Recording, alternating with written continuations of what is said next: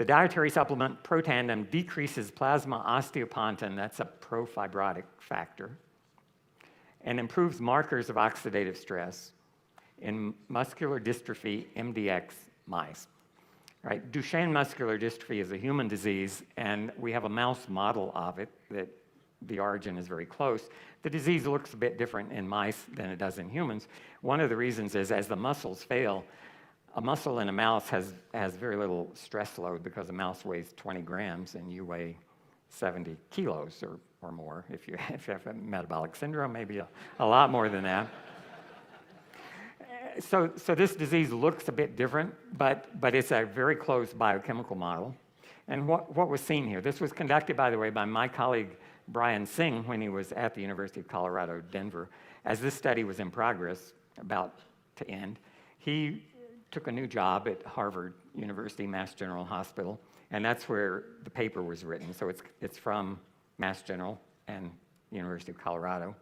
One of the things we measured was T-bars. And again, every subsequent publication, every peer-reviewed study should hearken back to the first one and connect dots with studies in between. And this one does. You may recall in our human study published in 2006, Protandim decreased T-bars by 40% in humans who didn't have a particular disease. They were just getting older. It looked at young and old. These are pretty young mice, but they have a disease. They have this muscular dystrophy. Protandim decreased their plasma T-bars by 48%, okay, confirming that. Protandim decreased this profibrotic factor by 57%, right? This is not new either. This was done in the Virginia Commonwealth University study published last November, the one David mentioned in the journal Circulation. And virtually the same kind of result, Protandim in rats in that case and in mice in this case, reduced this profibrotic factor by 57%. Here's an enzyme I hadn't talked to you much about, but we actually measured it after that first human trial was published because we still had the samples. There's an important protective anti-atherosclerosis enzyme in your plasma, abbreviated PON1. And it's associated with the good form of cholesterol, and it prevents the oxidation of the bad form of cholesterol, which promotes plaque buildup in the arteries. And here is an example. This is not by gene regulation. It's actually by preventing the inactivation of PON1 by lipid peroxidation products related to T-bars. So T-bars is a bad thing. One of the bad things it can do is inactivate good essential enzymes. So the PON1 in these untreated animals is lower than it should be. When they're treated with Protandim, that inactivation is prevented, the PON1 levels rise, and now you have the adequate amount of protection by PON1.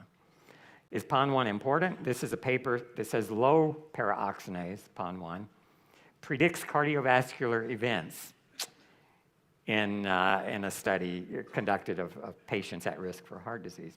So yes, and I've shown you a similar paper before showing that T-bars elevation also predicts cardiovascular events. This is a compilation of measurements of PON1 and a number of diseases, and I'm not going to read them all to you, but you can see the first one after the normals, which has a level of normalized here of 100%, is metabolic syndrome, and followed by diseases like autism, type 2 diabetes, a whole bunch of things you can read there. And at the very opposite end of the spectrum is the normal people in our first human study who were treated with Protandim. And you can see that their PON1 is significantly elevated above the normal level and way above the level seen in these diseases. And then finally, I want to show you a very interesting measure, and I think you can see that okay. These are magnetic resonance images, an MRI, of the calf muscle, the lower leg, of these mice that have this muscular dystrophy.